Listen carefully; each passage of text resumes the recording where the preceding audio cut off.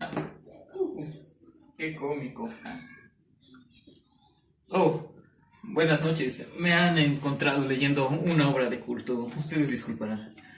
Em, pero hoy vengo a contarles sobre los temas emergentes del pensamiento económico del siglo XXI, en específico, el conductismo económico y la desigualdad social. Todo esto de la mano de mis compañeros Magaña Arce Elizabeth, Mena García Humberta Rocío, Torres García Daniel y Ramírez Bermúdez Dafne, y de su servidor, Juan Carlos López de Médicis. Espero que disfruten los próximos 20, tal vez 30 minutos de información. Muchas gracias. La desigualdad de la riqueza mundial del siglo XXI es un capítulo del libro El Capital del siglo XXI de Oscar Piketty, en donde analiza la economía del mundo contemporáneo.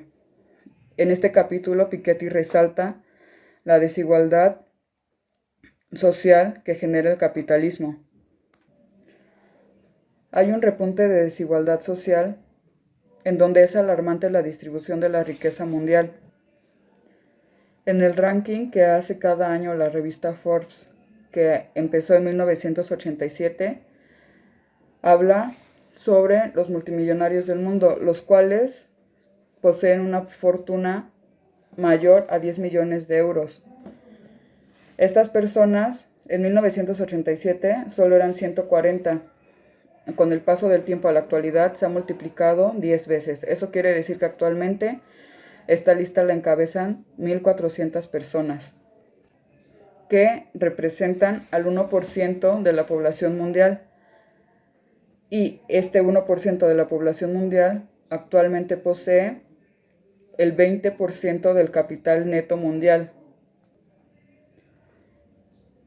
Para el año de 2013, estas personas han podido incrementar su capital gracias a la ley de interés compuesto, que se refiere a que entre más dinero tengan las personas, mayor rentabilidad obtendrán según su cantidad de riqueza. Las personas que actualmente poseen las más grandes fortunas generalmente son por herencia o porque tienen algún invento innovador, como es el caso de Bill Gates y Carlos Slim. Ahora, si hablamos en el gasto de subsistencia, estas personas apenas gastan una milésima parte de su fortuna para ellos subsistir. Y podemos hablar que la subsistencia de ello no es lo mismo que de las personas comunes, pues ellos pueden invertir millones de dólares o millones de euros para lo que es subsistir en el rango de ellos o dentro de lo que ellos consideran a una persona común, que no se compara su ingreso con la subsistencia. Actualmente lo podemos ver, el salario mínimo que gana una persona apenas y es suficiente para subsistir. ¿Por qué? Porque las personas comunes o el gremio de la población que es pobre no cuentan con un patrimonio, a veces ni siquiera de una propiedad, sino que tienen que pagar renta, luz, su comida. Entonces puede decirse que una persona pobre puede vivir sin poseer, pero no puede vivir sin comer ni sin suministrarse al menos las medidas básicas para vivir dignamente. Mientras la población multimillonaria, el resto de su fortuna o lo que tienen extra lo pueden utilizar para invertir o para crear más empresas y monopolizarlas, pues la sociedad común apenas puede salir adelante con el ingreso que ellos mismos proveen gracias al capitalismo que ellos mismos forman y dan empleo a las otras personas. ¿Y cómo podrían verse comprometidas estas grandes fortunas?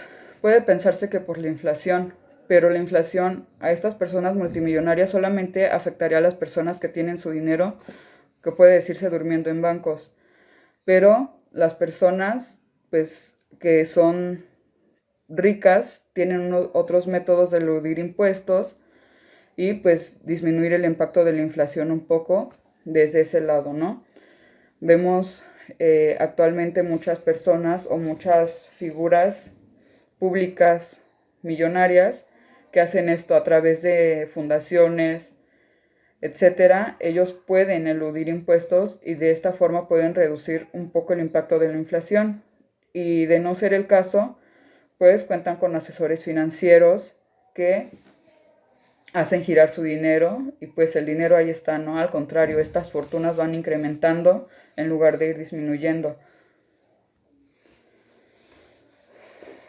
Piketty en este capítulo nos habla sobre posibles soluciones para regular el ingreso de la riqueza a ciertas personas, y esto es a través de los impuestos progresivos, que se refieren a pues lo que actualmente podemos llamar como entre más tienes, más impuesto pagas, pero como ya lo he mencionado, pues más que nada esta desigualdad de la riqueza pues va de la mano con otros poderes. Entonces, al poder eludir impuestos, pues ya no se puede obtener un impuesto sobre su riqueza como debería de serlo, ¿no?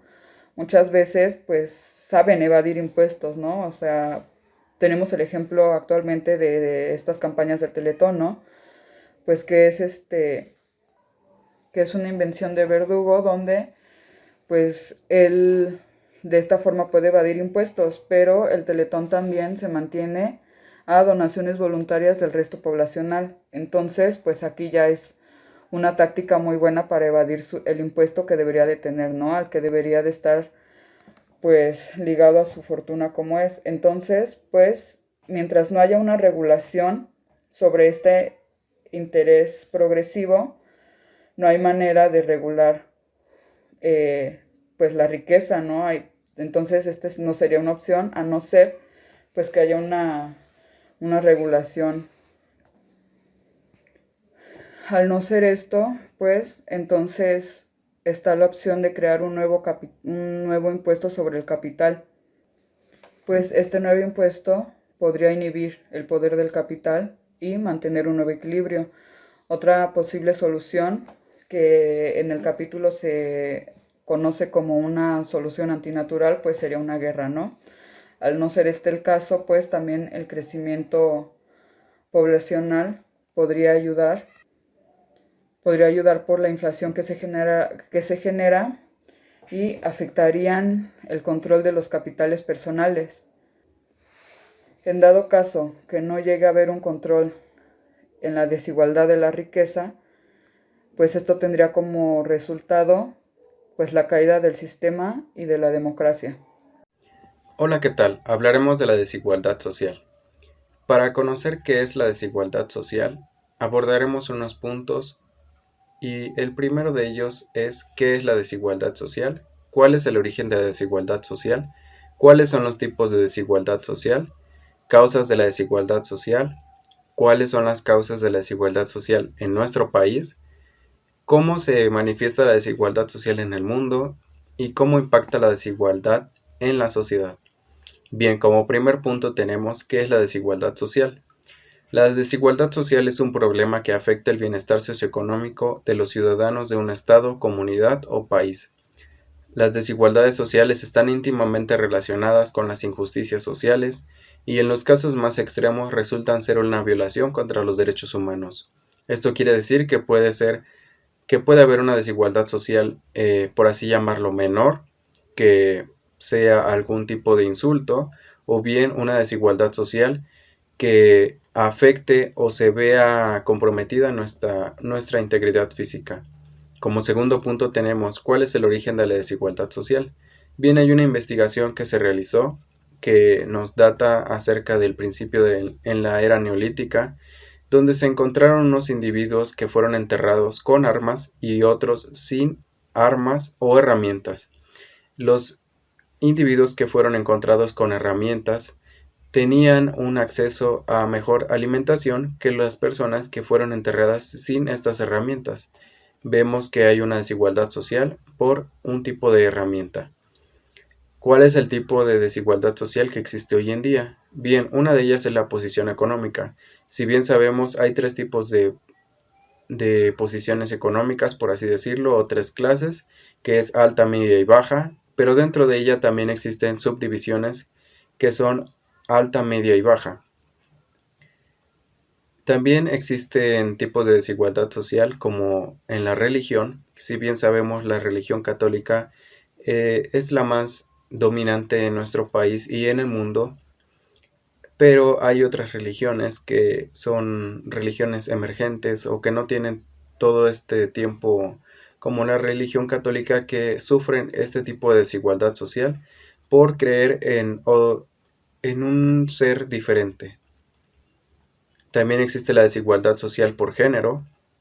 Esto pues lo podemos ver muy claramente en las cuestiones de trabajo, donde podemos ver que las mujeres tienen un ingreso en su mayoría menor al de los hombres por ser mujeres. Hay una desigualdad de género muy marcada en este punto. También existe la desigualdad social de etnia, que como bien sabemos puede ser un tema de racismo, que en muchas ocasiones puede ser bastante crudo en este punto. También existe la desigualdad social de ideología, que es decir, puede ser ideología de religión, de posición política y demás.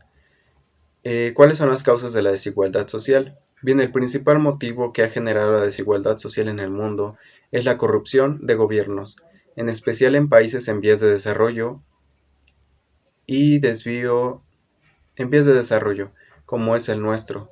El desvío de malveración de fondos públicos reducen el impacto social de los escasos recursos destinados a la inversión en los grupos menos favorecidos en la sociedad. Si bien sabemos, la corrupción es un tema que muchas veces ha estado presente en el día a día, y a causa de eso hay una desigualdad social muy marcada por grupos que se quieren ver favorecidos a costa del pueblo. ¿Cuáles son las causas de la desigualdad social en nuestro país? Como bien lo comentamos, uno de ellos es la corrupción. También existen los sistemas fiscales inequitativos y la privatización de servicios públicos. Otra de ellas es la distribución injusta de la inversión y el gasto público, el acceso desigual al conocimiento, marginación de espacios públicos de incidencia y las guerras y conflictos armados. Todo esto obviamente son factores que ayudan o causan la desigualdad social en nuestro país. ¿Cómo se manifiesta la desigualdad social en el mundo?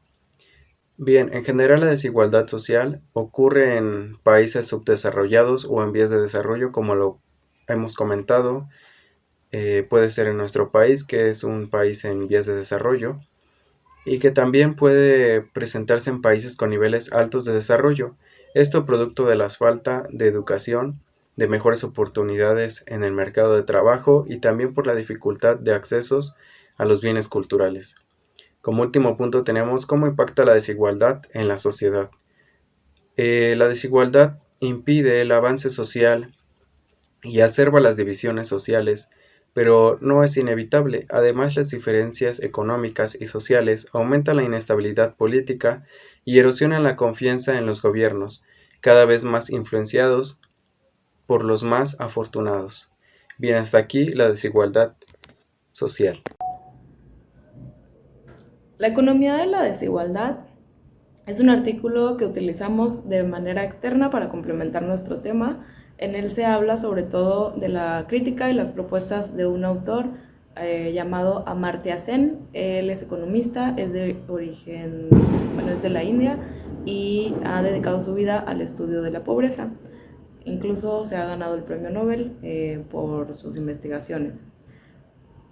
Este autor afirma que la atención a la pobreza como un problema surge a partir del momento en el que se considera que los individuos pobres crean dificultades a quienes no lo son. Se piensa que vivir en la pobreza es algo desafortunado, pero el verdadero problema se presenta cuando ésta propicia desutilidad para el resto de la sociedad. En esta crítica, él creo que es muy claro sobre ver cómo se ve la pobreza. La pobreza es un problema, pero pues para quienes no lo tienen, o sea, quienes no son pobres. Y desde ahí también surge otro problema, que es el hecho de que la pobreza se ve como algo de los individuos y no el resultado de o consecuencia del sistema económico en el que vivimos. Entonces se responsabiliza y se genera una estigmatización hacia las personas pobres y no hacia la pobreza. De hecho, es un problema también que tienen muchos de los programas del gobierno para aminorar o intentar combatir la pobreza, ¿no? Que se ve como un problema económico y no como un problema social. Para este autor, la idea de pobreza se entiende como una privación de posibilidades. Los individuos se vuelven agentes pasivos y no activos de cambio de su propio entorno. Esto lo podemos ver pues como las personas que tienen mayores ingresos tienen pues muchísimas mayores posibilidades y opciones para absolutamente todo, ¿no? Desde tener una mejor calidad de vida, mejor educación, mejor atención médica, o por lo menos más acceso a diferentes tipos de educación y atención médica y pues todo, ¿no? O sea, el simple hecho de a lo mejor poder comer en un restaurante, pues no es el mismo restaurante al que iría a lo mejor Carlos Slim que al que iría pues yo o cualquiera de nosotros. Eh, si bien tenemos a lo mejor ciertas opciones, no se comparan con las personas que tienen muchísimo más ingreso que nosotros, que van a tener siempre más opciones. Pues, por ejemplo, podemos ver también con el acceso a la salud, como las personas pues que desafortunadamente no tienen tantos ingresos, no pueden a veces ni siquiera atender una enfermedad o tener tratamiento médico por el simple hecho de que no pueden costear un seguro o no pueden tener seguro en su trabajo porque su trabajo es un trabajo informal y cosas así. Para este autor, hablar de la pobreza no es solamente hablar desde términos económicos, sino también sociales y de derechos del individuo y las libertades que tiene él mismo.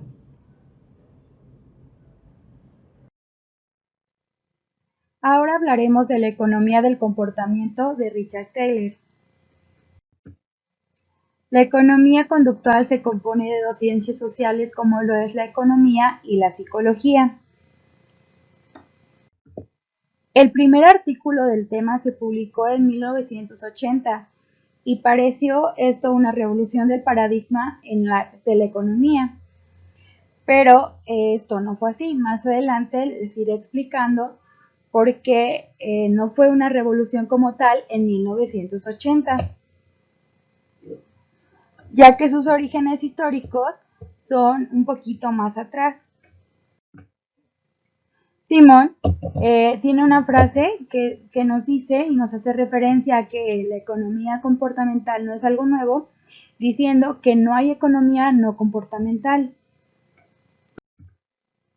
Él maneja lo que son tres agentes de capacidad cognitiva. Esto es para la toma de decisiones y lo que son las preferencias, las expectativas, las creencias. Estos tres agentes nos van a ayudar o van a ayudar al ser humano a tomar las mejores decisiones dentro del aspecto económico. Un nuevo concepto que aparece dentro de la economía conductual es el Homo economicus, o que también se le va a conocer como econo. Este viene a reemplazar lo que es el Homo sapiens y es una manera de estudiar más fácil la economía, de hacer investigaciones un poquito más fáciles, ya que el Homo economicus o el econo siempre va a tomar las decisiones asertivas dentro de la economía, a diferencia de que el ser humano tiende a equivocarse o a dudar mucho cuál va a ser su decisión final. Algunos autores, entre ellos Stigler, dicen que no hay nada nuevo en economía, ya que todo lo ha dicho Smith. Es por eso, Smith, el padre de la economía, ya había dejado los orígenes históricos de la economía conductual. Estos son los tres conceptos importantes que tienen como origen histórico con Smith lo que es la economía conductual. El primero va a ser el exceso de confianza.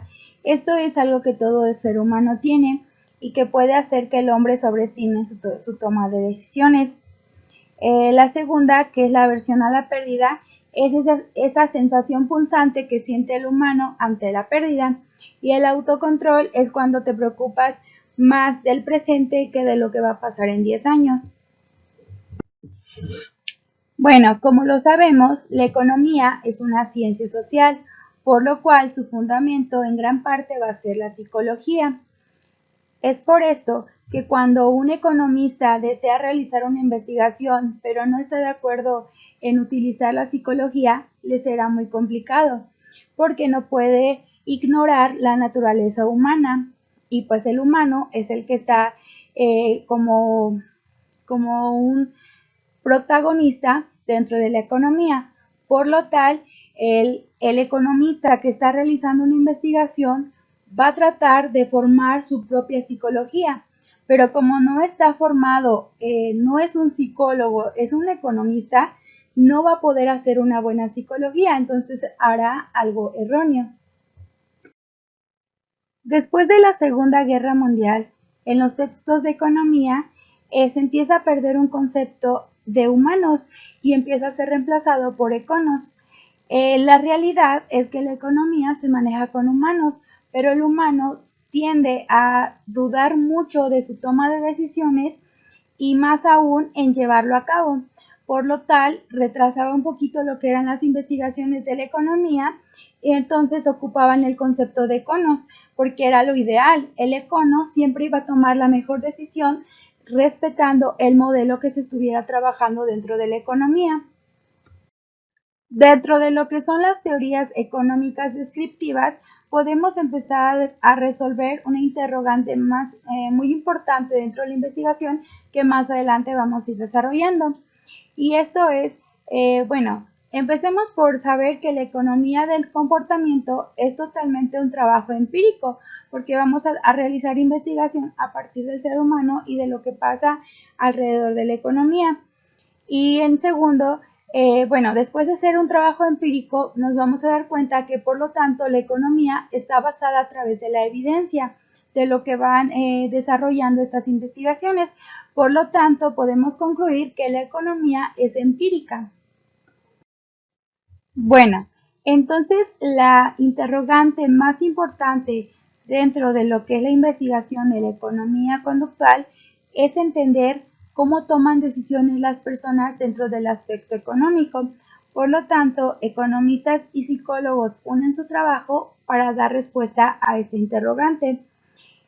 Por la parte psicológica, pues obviamente los factores a trabajar pues son factores psicológicos y por la parte de los economistas pues van a ser los factores económicos. Dentro de lo que es la psicología se va a basar un poco en lo que estableció Freud, que es el principio del placer, donde nos damos cuenta que el ser humano tiende más a evitar el dolor y a buscar el placer. Y un poquito parecido, pero en el factor económico, sería que el ser humano busca más lo que le genere ganancias a un bajo costo y rechaza lo que son las pérdidas. Entonces, entre estos dos conceptos, entre estos dos factores, van a llegar a poder encontrar una respuesta a esta interrogante. Y bueno, como conclusión, entonces ahora podemos entender por qué les decía que la economía conductual no fue una revolución como tal en 1980, sino que lo podríamos considerar como un retorno a los principios que ya había establecido el padre de la economía, que es Smith. Entonces, esa sería la conclusión. Gracias por su atención. Algo que podemos encontrar en la economía conductual es como varios factores, tanto psicológicos y sociales, ayudan a los individuos a tomar decisiones económicas, ya sea para comprar, el cómo gastar, inclusive cómo invertir su capital. En ello nos hemos dado cuenta anteriormente cómo las personas cambian sus conductas económicas a base de estímulos, tanto positivos como negativos.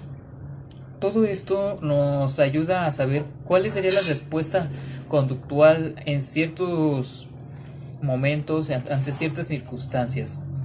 Algo que hemos dado cuenta es que el incentivo tradicional es el dinero. Este es el incentivo que más se mueve en la economía conductual. Por ejemplo, nos podemos dar este caso de tal vez de por qué es lo que quiere una persona. Es dinero. Este dinero, ¿cómo se obtendría? Trabajando. Entonces se tiene que buscar ese equilibrio en el que tanto la persona quiera trabajar, sacrificando su tiempo libre, como las necesidades o las ganas que tiene de obtener ese dinero. Se busca ese equilibrio en el cual la persona sacrifique su tiempo libre por este capital. Asimismo, en sus conductas incluye lo que serían los castigos y las recompensas. ¿Cómo sería? Se penalizaría tal vez con dinero, o descontando el dinero, o teniendo que despedirlos del trabajo si no cumplen con los estándares de trabajo, si no cumplen con lo que se les pide al momento de laborar. Igualmente hay las recompensas. Tal vez si alguien trabaja lo suficientemente bien, reciba un bono o sea ascendido para tener un mejor puesto y así mismo tener mejor paga. Con ello nos hemos dado cuenta que a base de este trabajo se genera un orgullo en el cual las personas se sienten orgullosas a través de un trabajo bien hecho, a través de un sentido de la responsabilidad y un compromiso intelectual que tienen con su labor. Tanto este puede ser tanto positivo como negativo. Puede ser que a la persona por el que le paguen muy poco sienta poco orgullo de lo que hace, o no le dé una responsabilidad completa a ese trabajo, ya que no recibe buena paga. O al contrario, puede ser de que tenga tan buena paga que su responsabilidad de este trabajo aumente, haga que su tiempo libre se reduzca a cambio de poder cumplir completamente y en hacer un buen trabajo en este labor, para poder así continuar con sus buenas pagas. Asimismo, nos hemos dado cuenta cómo las economías de los países han tratado de que sus comercios sigan estos estándares, haciendo que las personas gasten por gustos, haciendo que las personas piensen un poco menos el cómo gastar su dinero, sean más emocionales en cierto sentido. Esto lo han llegado a lograr gracias a que el marketing que han trabajado las distintas compañías, los distintos modelos económicos, las distintas sectores económicos, perdón, han trabajado un marketing en el cual se basan en lo que les gusta a las personas y cómo les gusta hacerlos, cómo les gusta comprar y cómo les gusta gastar o invertir su dinero, igualmente cómo les gusta ganar el dinero. Se ha visto que las personas productivas en las cuales el ambiente de trabajo ha sido favorable, ha sido un ambiente de trabajo cómodo, esas personas han aportado mucho más al negocio, al trabajo, y con ello se les ha remunerado mucho mejor. Igualmente, se ha visto en esta economía conductual cómo las personas, a base de sus emociones, a base de sus experiencias, deciden o no hacer negocios. Puede ser un claro ejemplo. Una persona que en un inicio perdió dinero, vive con el miedo de hacer un negocio, hacer una inversión, y que con este negocio pierda todo o gran parte de su capital que tiene. Por ello, estas personas generalmente no se arriesgan a realizar una inversión, a iniciar un negocio, a comprar cosas caras, porque tienen miedo de perder lo poco que tienen.